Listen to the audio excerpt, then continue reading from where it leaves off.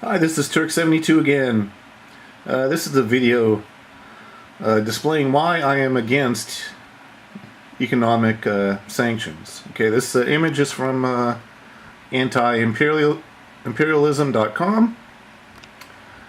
Yeah, something I never understood about the conservative base is their belief in the use of economic sanctions. I don't know how you can be pro-democracy, pro-free market, and pro-liberty if you are for economic sanctions.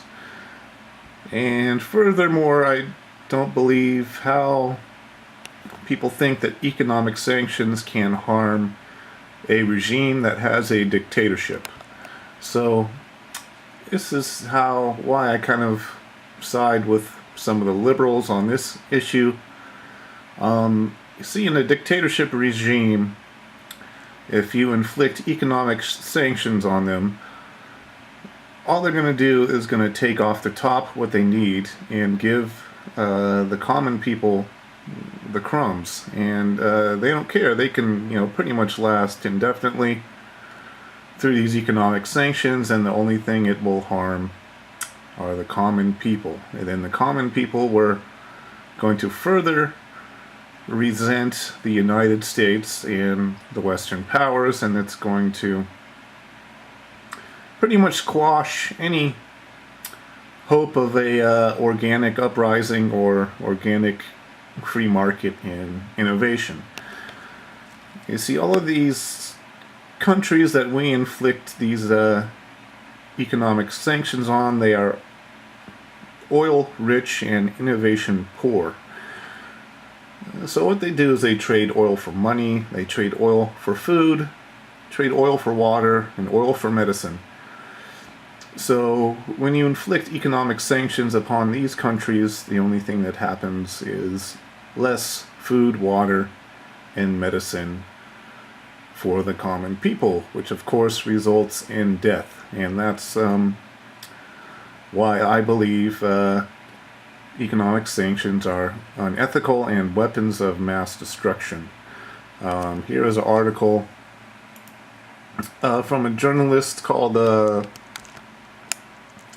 Joy Gordon. She wrote it in November 2002. I guess she's from Harper's. And it talks a little bit about the first Iraq War. Again, this is before the second Iraq War. So, anyway, the devastation of the Gulf War and the sanctions that preceded sustained such devastation, again, to the Iraqi people. Often forgotten is the fact that sanctions were imposed before the war in August of 1990 in direct response to the Iraq invasion of Kuwait.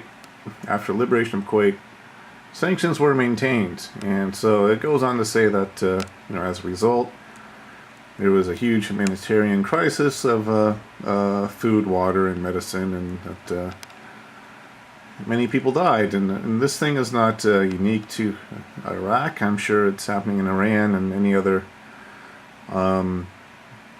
oil-rich, innovation-poor country that we inflict sanctions upon, that only can further embolden the dictatorship regime and keep the people forever suppressed and preventing them from develop any type of pro-liberty, pro-freedom democracy.